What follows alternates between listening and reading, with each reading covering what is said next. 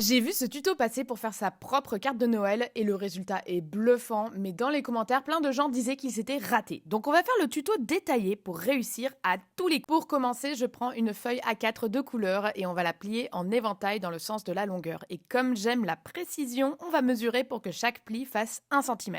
Essayez au maximum de garder cette longueur de pli le plus régulièrement possible, c'est ce qui va donner un résultat soigné. Ensuite, on prépare la carte. J'utilise une feuille cartonnée de 24 cm par 15 cm et je la plie au milieu. On reprend l'éventail et on découpe des bandes qui deviendront les branches du sapin. La première fait 2 cm, puis 3,5 cm, 4,5 cm, 5 cm et la dernière 6 cm. On passe ensuite au collage, je marque le milieu de la carte avec un petit point, je sais que je vais laisser un demi-centimètre d'espace entre chaque bande et que chaque bande fait 1 cm de large.